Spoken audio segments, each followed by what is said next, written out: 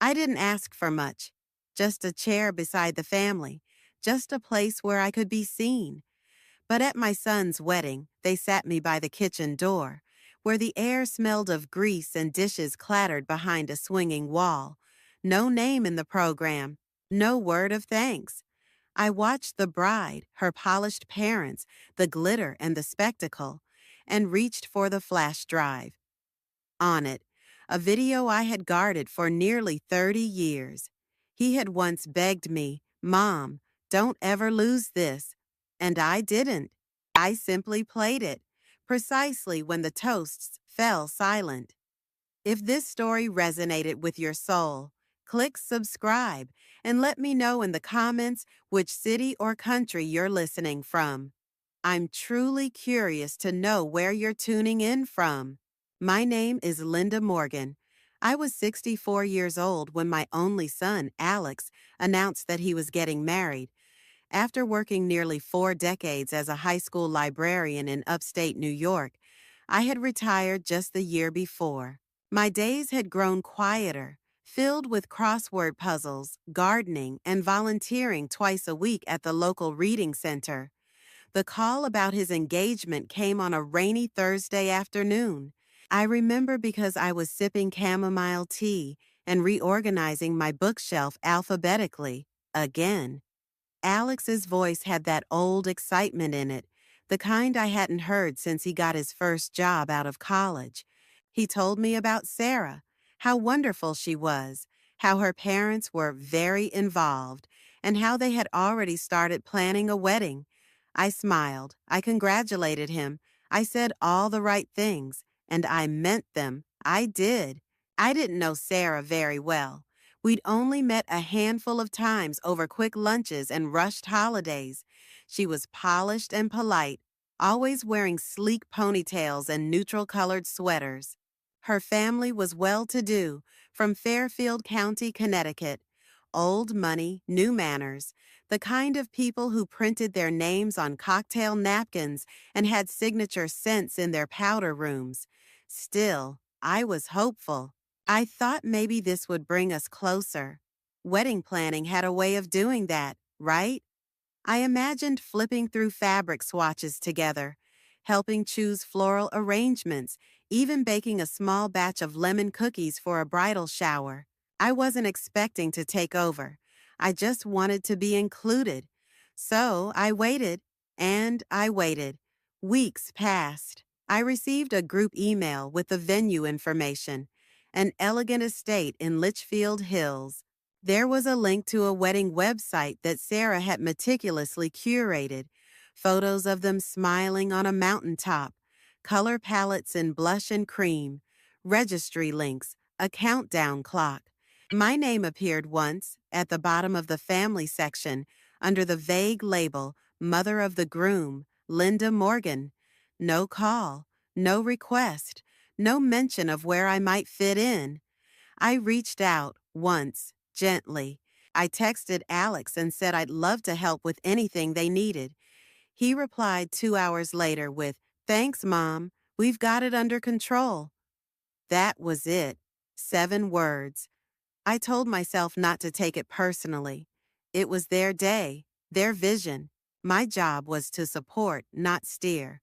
But something about the tone, about the distance in his message, made me feel like a guest in a life I had once been the center of.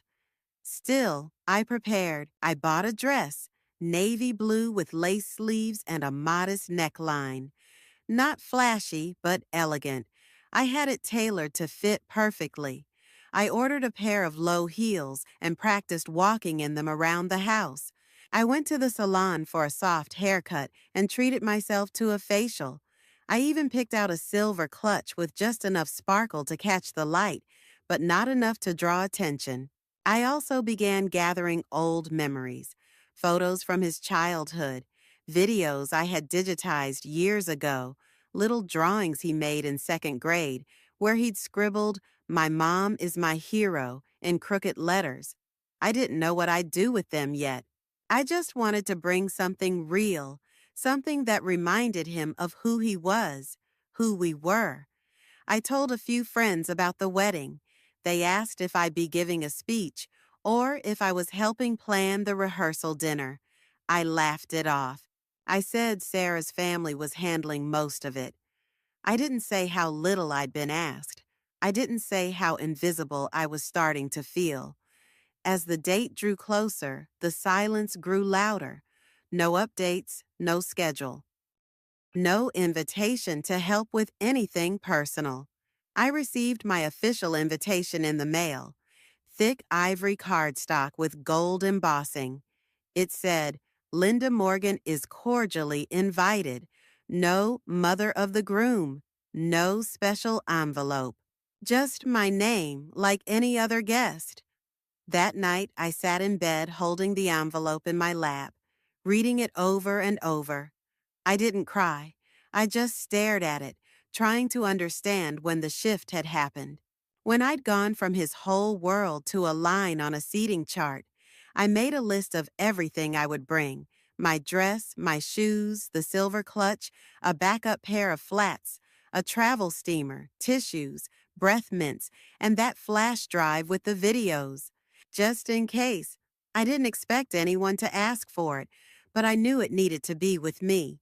Because even if I wasn't asked to speak, even if I wasn't seated near the front, even if no one remembered the woman who once stayed up all night sewing his Halloween costume or held his hand when he had the flu, I remembered, and I intended to show up, fully, quietly, prepared. The week before the wedding, I began to notice a strange quiet in my son's voice. Not the kind that comes from nerves or exhaustion, but the kind that felt rehearsed, measured. Like he was choosing every word carefully, not to spare my feelings, but to keep me at a distance. He called me once, briefly, to remind me of the time the shuttle would pick up hotel guests for the ceremony. His tone was courteous, efficient, businesslike. It was the kind of call you'd make to a vendor, not your mother. I told myself it was just stress, that he had too much on his plate, that I was reading into things.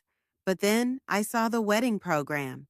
It was sent as a digital PDF to all confirmed guests, a preview of the day of details. I clicked the link from the email late one evening, sitting in my living room with the lamp casting a warm halo over my reading chair.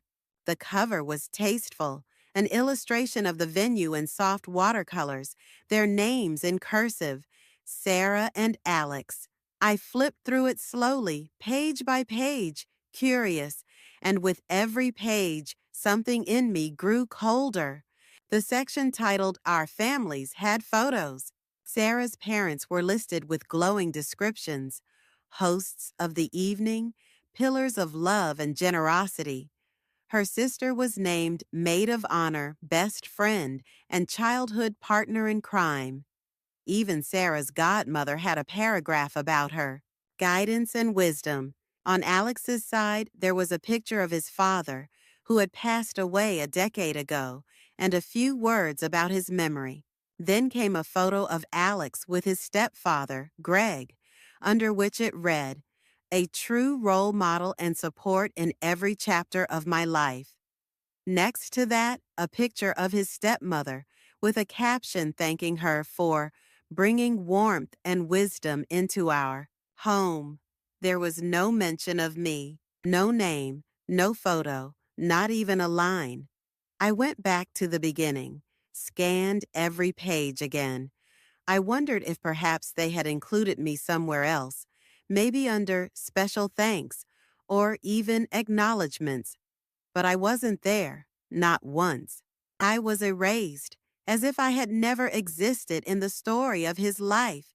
I sat frozen for several minutes, blinking at the screen, my tea long since gone cold beside me.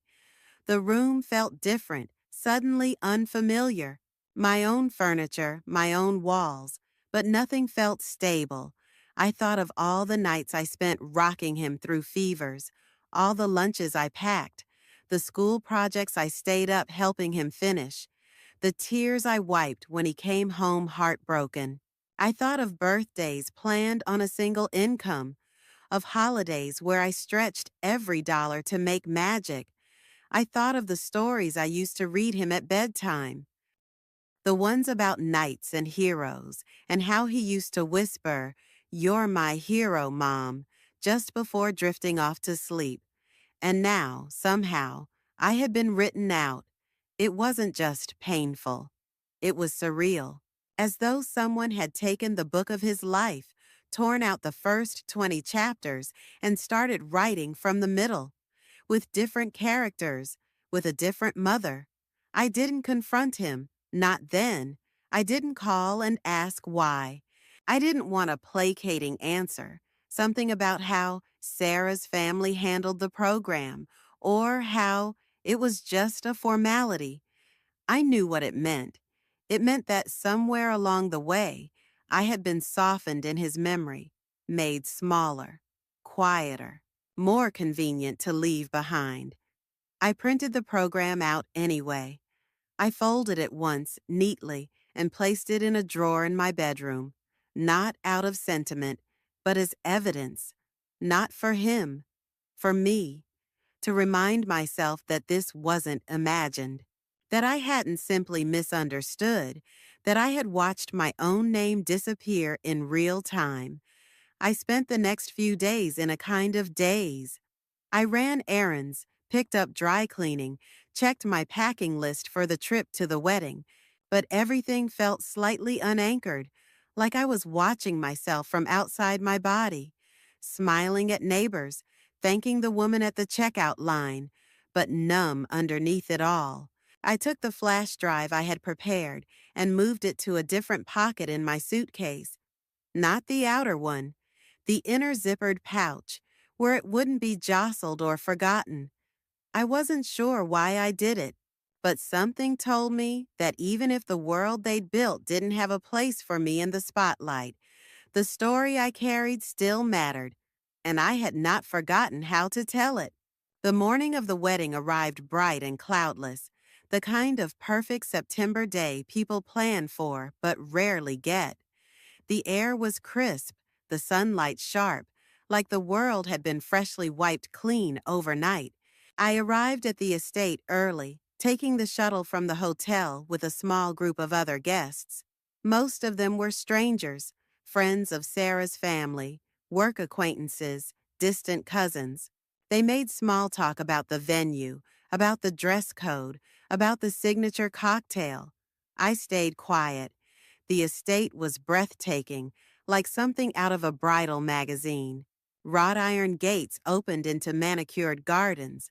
Rows of white chairs lined the lawn facing a floral arch. Everything smelled faintly of lavender and citrus. Staff moved with swift precision, adjusting ribbons, arranging canapes, checking microphones. It was a production. I felt like I had stepped onto a movie set, only I didn't know my lines, or if I was even in the script at all. After the ceremony, which was as beautiful as it was impersonal, we were guided toward the reception area inside a vast historic barn that had been renovated to resemble a rustic chic ballroom, the kind of place where even the exposed beams had been thoughtfully curated. I stood near the entrance for a few moments, letting the tide of guests move around me. I clutched my small silver clutch, the one that matched my dress, and waited for someone to tell me where to go. No one did. Eventually, a young woman in a black blazer and headset approached, holding a clipboard. She smiled brightly and asked for my name. I told her, Linda Morgan. She scanned her list, nodded quickly, and motioned for me to follow her. I trailed behind as she weaved through tables decorated with gold-rimmed glasses and cascading centerpieces.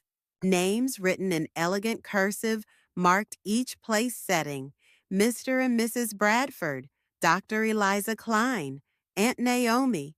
I didn't recognize any of them. We passed the head table at the center of the room. It was long and elevated, draped in white velvet and lined with flickering candles. Alex sat at the far end beside Sarah, laughing at something her father had just said. He didn't see me. Finally, the woman stopped.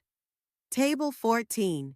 It was near the double doors that led into the kitchen, just far enough from the dance floor to be forgotten, just close enough to hear the metallic crash of trays and the hiss of steam from the dishwashers behind the wall. My seat was tucked in the corner, partially obscured by a large potted fern. I stood there for a moment trying to process it.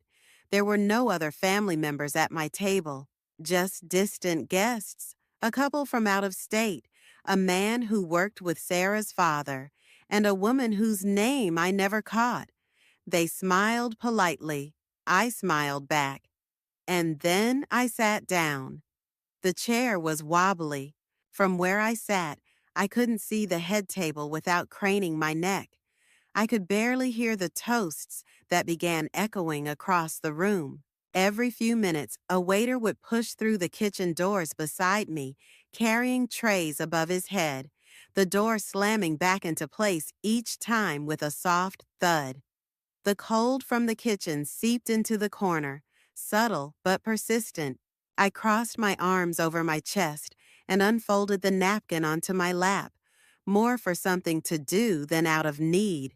I looked around the room, mothers with corsages on their wrists, fathers clinking glasses, friends taking photos, holding hands, embracing. I saw Sarah's mother floating from table to table, basking in compliments, accepting praise for how perfect everything was. She paused at the head table, leaned down to kiss her daughter, and then whispered something to Alex. He laughed and nodded. He didn't look in my direction. I don't know what I had expected. I suppose part of me thought that someone would notice, that someone would realize there had been a mistake, that Alex, seeing where I had been placed, would walk over, take my hand, and move me closer, that he would say, "This isn't right." But no one came. I folded my hands in my lap and kept my face composed. I nodded when someone asked if I needed water. I smiled faintly when the man beside me made a joke about the length of the speeches. I cut my chicken carefully and ate small bites, tasting none of it. I could hear the music, but not the lyrics. I could see the sparkle of lights, but not the expressions on the faces of the people I once called my own. The farther I sat from the center of the room, the more I realized that I was not just physically removed.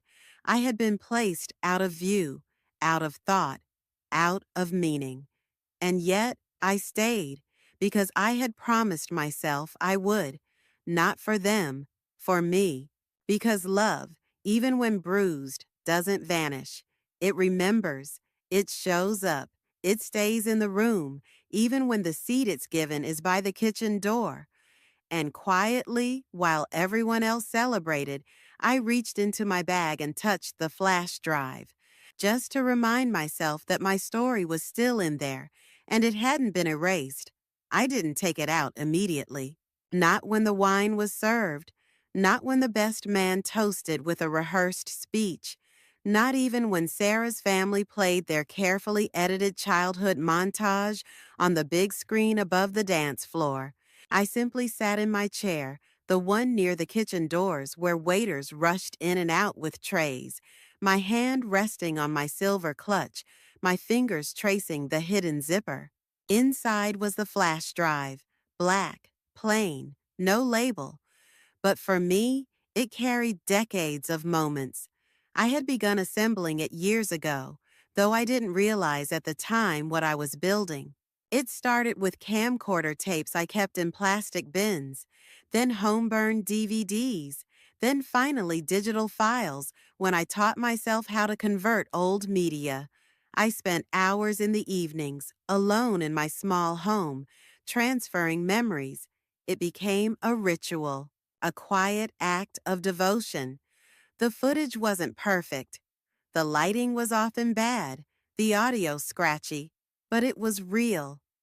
My son's first steps in the narrow hallway of our old apartment, his squeals of laughter as I chased him in the backyard with a water hose, his voice high-pitched and proud, telling the camera he had learned to write his full name.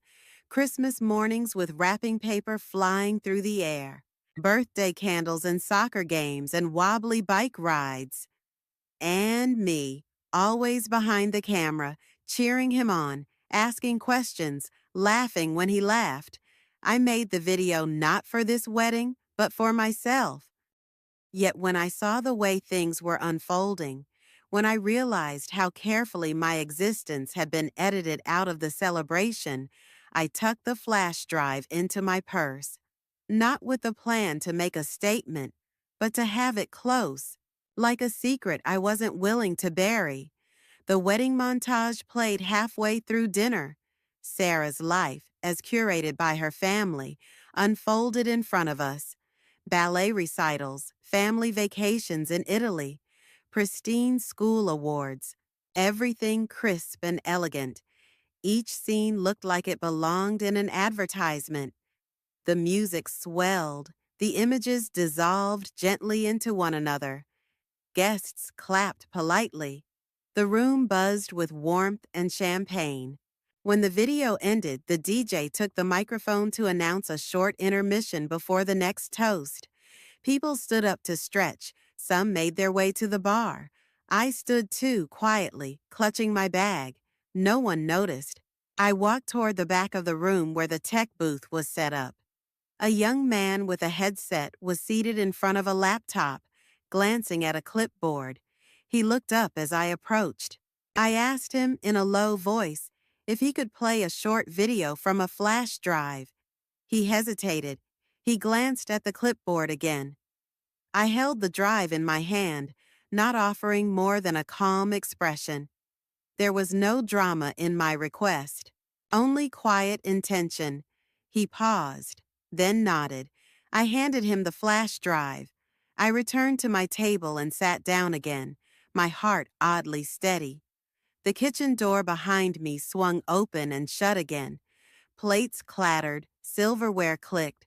I adjusted my napkin on my lap and kept my eyes on the screen. Then the screen lit up again. No announcement, no title card, just a shaky home-recorded video. A toddler in footed pajamas toddling down a hallway. He laughed as he ran, looking back at the camera. My voice called to him from behind the lens, warm and clear. "Come on, baby, you've got it." It was Alex, 3 years old, glorious in his messiness, his joy, his vulnerability. The room fell silent. A few heads turned toward the screen. Confusion at first, then curiosity. Another clip played. He was a little older, maybe 6, riding a bicycle without training wheels. The camera jerked as I cheered. His grin filled the frame. He shouted, "Mom, I did it! Did you see me?" There was a soft laugh from somewhere in the room. A hand covered a mouth. Then his second-grade play. Then his first soccer goal. Then a birthday party in our tiny backyard, a SpongeBob cake collapsing in the heat, and his giggle echoing across the lawn. And then a grainy video from what must have been our old living room. He held the camera himself, looking into the lens with that serious face he wore when he had something important to say. "If I ever get married," he whispered, "I want my wife to love me like my mom does." The screen flickered. The next clip was quieter, a simple one. We were sitting on a park bench. He was maybe 15. We weren't talking, just sitting side by side, trees behind us, ducks in the water, sunlight filtering through his hair. Then the screen faded to black. Silence followed, longer than expected. It stretched, thick and still, across the room. Then scattered applause, soft, unsure, then stronger. Then it spread. I heard someone sniffle. A hand tapped the table gently. A fork fell and no one picked it up. I didn't move. I didn't look toward the head table where my son sat. I didn't turn to see Sarah's expression. I simply folded my hands in my lap and stared straight ahead. This wasn't about revenge. It wasn't spectacle. This was memory. This was truth. It had lived in my drawer for years. It had waited quietly. Now it had been seen, not curated, not polished, but real. And if I had been seated by the kitchen door, if I had been left out of the program, out of the slideshow, out of the story they chose to tell, then I had just told my own, without speaking, without permission. The flash drive lay now on the tech table, the young man glancing at me from behind his screen, his eyes wide. I offered him the smallest nod. That was enough, because Alex had seen it, and for the first time that evening, I felt like he truly saw me. I remained in my seat long after the applause faded. The clinking of forks resumed. Chairs scraped softly across the floor, and the low hum of conversation returned like a slow tide, washing back over the room. But around me, something had changed. Not in the decor, not in the lighting, but in the air. The stillness left behind by that video hung like smoke, thin, quiet, but impossible to ignore. I didn't look toward the head table immediately. I wasn't ready. My hands stayed folded neatly in my lap, the napkin still across my knees, as though I had never moved. A waiter passed behind me, the kitchen door swinging open, flooding my corner with the sharp scent of rosemary and steam. But I didn't notice. I was too focused on holding still, on not letting my breath tremble, on containing what surged just beneath the surface. I had done what I came to do. I had reminded him. I had reminded them all. The crowd around the room buzzed differently now. People glanced toward me more than they had all evening. Some avoided my eyes, as if embarrassed. Others offered small, hesitant smiles, the kind that come when someone realizes they've misjudged you. A woman across the room, someone from Sarah's side, I assumed, pressed a napkin to her cheek and mouthed something I couldn't hear. It didn't matter. I wasn't here to collect praise. I was here to reclaim presence. Eventually, I turned my head, slowly, deliberately. My eyes found the head table, and there he was. Alex, my son. His shoulders weren't as straight as they had been earlier. His posture looked softer now, as if the video had peeled something open in him. He was staring at the floor. Sarah leaned in to whisper something, her smile tense. He didn't respond. He sat there, his hands clasped in front of him, watching the linen tablecloth like it held the answer to a question he hadn't known he needed to ask. And then he looked up. Our eyes met. It was not dramatic. No tears, no gasps, no sweeping emotion. But it was real, and it lasted, just long enough for something unspoken to pass between us. Recognition, memory, regret maybe, or just the shock of seeing something that had been buried return intact. He didn't stand, he didn't come to me, but he saw me, truly saw me. And for now, that was enough. I turned back to my plate and took a sip of water. It was lukewarm. The ice had melted. I ate a few bites of roasted vegetables, chewing slowly, grounding myself again in the physical world. Around me, conversations restarted. People returned to their rhythm. But there was a visible shift now, an awareness. I watched as the DJ leaned down to speak with the tech assistant, likely asking about the unscheduled video. There was a brief exchange, and then the DJ returned to the microphone with his usual practiced cheerfulness, thanking guests for their patience and inviting everyone to return to the dance floor. The music swelled. The lights brightened. But nothing could erase what had just played, not even the loudest music. I remained seated. Eventually, a few guests came over. One woman with white hair and a navy dress placed a hand gently on my shoulder as she passed. Another, a man in a gray suit, nodded to me, and said nothing. These gestures, small and silent, felt heavier than the speeches had earlier that night. They weren't sympathy, they were acknowledgement. As the dancing began and laughter rose once more, I reached into my clutch and removed the flash drive. I looked at it in the dim light, turning it between my fingers. Such a small object to hold so much. Then I placed it back into the inner pocket, zipped it shut, and rested my hand atop the bag. I had brought it for myself. I had played it for him. I had done it without permission, and I did not regret it, because somewhere between the scripted perfection and the sterile elegance of the evening, something real had cracked through, something imperfect, something full of history, something with fingerprints and scrapes and late nights and lullabies, something that didn't belong to Sarah's family or the wedding planner or the florist or the guest list. It belonged to me and to him. And now, whether they liked it or not, it belonged to this night.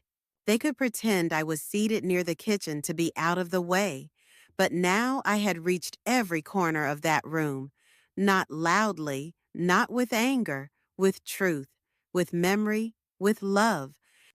And sometimes that's louder than anything a microphone can project. After the video ended, I didn't speak to anyone. I remained in my chair while the room returned to its routine. The music resumed. People laughed again. The flow of wine and chatter continued as if the interruption had never happened. But I knew better. I could see it in the way people glanced at me differently now. Not with pity, not quite with admiration, but with a cautious awareness, like they had witnessed something they hadn't expected and didn't know how to process. I didn't need their reactions. What mattered had already happened. That night, I returned to the hotel alone. I didn't join the others for drinks at the bar, didn't linger to say goodbye. I made my way back to the quiet of my room and sat on the edge of the bed, still in my dress, shoes off, clutch beside me. I unzipped it slowly and took out the flash drive. It was still warm from my hand. I held it in my palm, staring at it under the dim light of the bedside lamp. It wasn't the object that meant something. It was the memory it held, the memories I had protected. They had tried to erase me. Not maliciously, maybe just conveniently. But what they didn't understand was that the history they ignored had never belonged to them.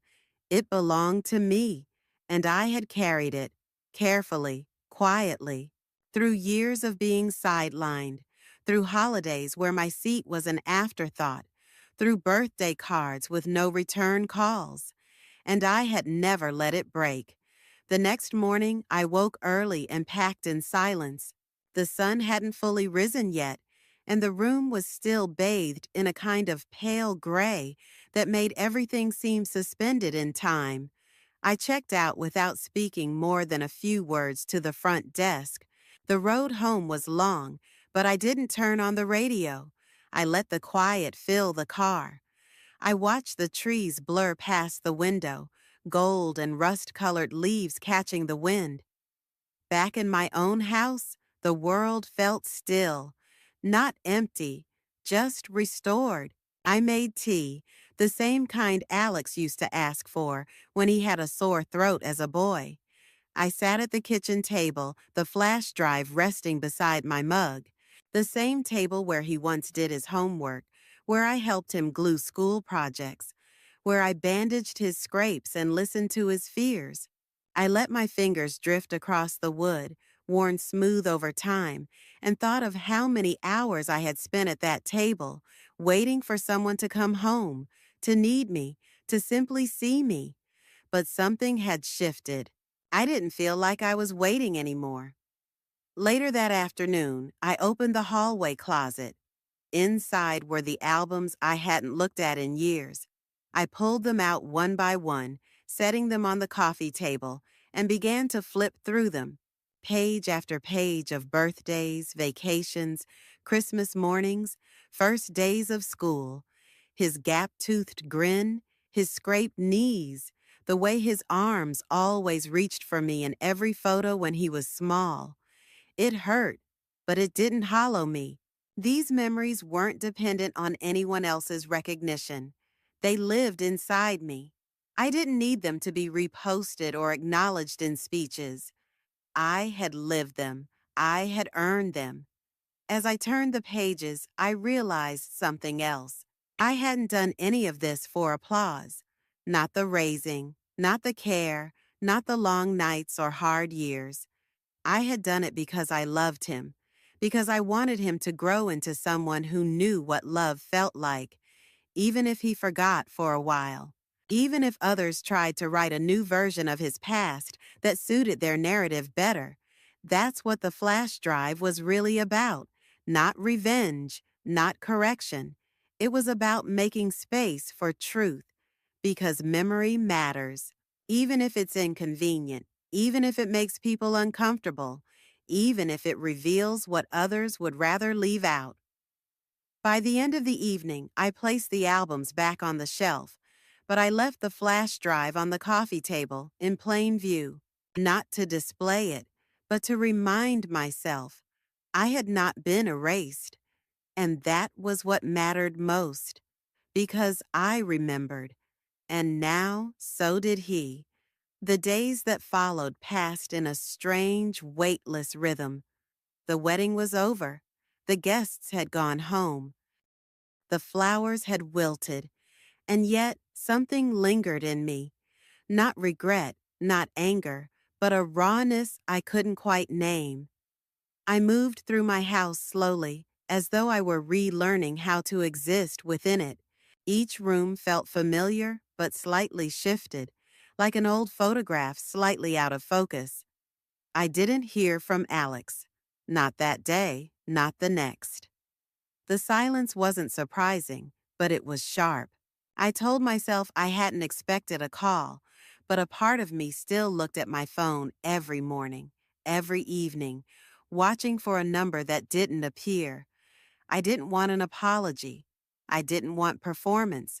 What I wanted, more than anything, was acknowledgement. I wanted him to sit with what he had seen and let it move through him. Instead, I sat with it myself. I returned to my routines, but everything felt slower. I made breakfast, swept the porch, fed the birds. I took long walks in the late afternoon, letting the chill settle into my skin. I passed neighbors who waved politely, unaware that I was carrying something quiet and heavy inside me. A memory no longer secret. A story no longer hidden. Sometimes I sat at the kitchen table and stared out the window with the flash drive resting next to my hand. I didn't play it again. I didn't need to. I knew every frame, every breath, every moment. What mattered wasn't the video anymore. It was what it had done, what it had undone. On the fourth day, a letter arrived. It was handwritten, not long, not dramatic. It was from Alex. He said he didn't know what to say, that the video had broken something open in him, that he had forgotten parts of himself, that somewhere along the way, the story of who he was had been rewritten, and he had let it happen, that what he saw on the screen wasn't just memory, it was truth. He didn't ask for forgiveness. He didn't try to explain away the choices made.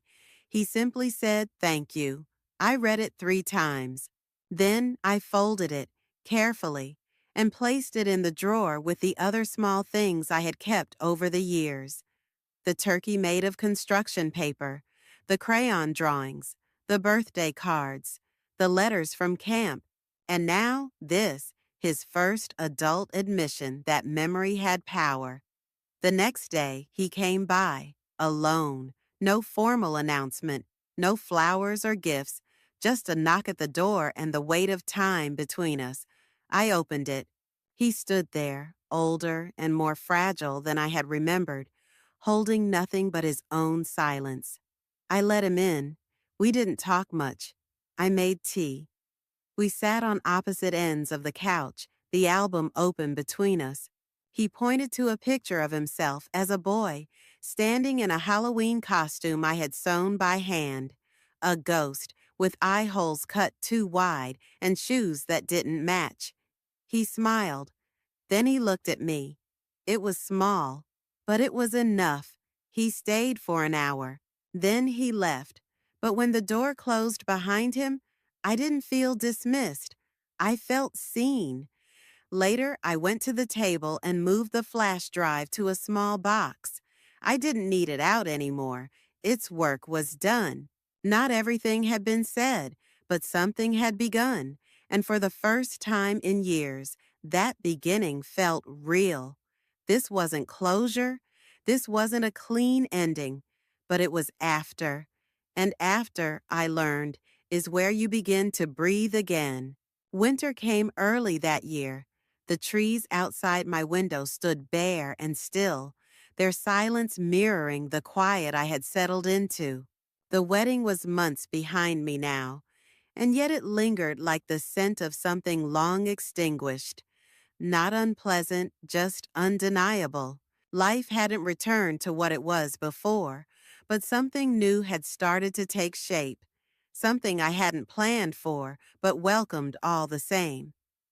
Alex called now, not every day, not with fanfare, but consistently. Sometimes just to check in, sometimes with nothing to say, and sometimes with something heavy in his voice, like the pause before an apology that still didn't have the right words. I didn't press. I let him come to me on his own terms, the way a child might return to a place they once felt safe. He visited occasionally, usually alone. The first few times were quiet and tentative. We would drink tea in the kitchen and talk about neutral things, weather, work, the garden I'd covered for the season. But beneath our conversations was a current we both could feel, a new kind of honesty, a beginning not built on obligation, but on something earned. He never brought up the wedding. Neither did I. But he always lingered near the photo albums now. He'd open one, look through a few pages, then leave it half closed on the table like a bookmark in a story he was finally ready to read. Sarah never came with him. I didn't ask why. I didn't need to. Then, one Sunday, he asked me if I wanted to come over for dinner. His voice was careful, unsure. He said Sarah wouldn't be there that evening. I said yes. I didn't hesitate. I brought a pie, not to impress anyone, not to perform, just to bring something of my own. When I arrived, the house was neat and too quiet, the kind of quiet that says something has shifted, even if no one names it. He set the table for two. We ate simply, talked about nothing important, but when I stood to leave, he walked me to the door and told me something had changed in him since the video. He said it softly, without looking at me, but I heard it, and I believed it. On the drive home, I didn't cry. I didn't feel vindicated. What I felt was mine, entirely mine. I had not fought for a seat at someone else's table. I had built one of my own. In the days that followed, I noticed something else. The calls continued. The visits became warmer. My place in his life was no longer tied to a title or event or polite obligation. It was a choice, his, mine, both. I didn't erase what had happened. I didn't pretend it hadn't hurt, but I didn't carry it like a wound anymore. I carried it like a lesson, a reminder that being forgotten doesn't make you invisible, that love isn't measured by proximity or performance, that history, once remembered, can rewrite the future, not erase the past. I left the flash drive in the drawer, buried beneath layers of memory, not hidden, just resting. It had done what I needed it to do. And now, the choice to move forward belonged to me. No one else. Not a bride with perfect posture. Not a seating chart designed by someone who didn't know me. Not a son who once forgot where he came from. It was my choice to remain exactly as I was, present, rooted, unapologetic, and I chose to stay.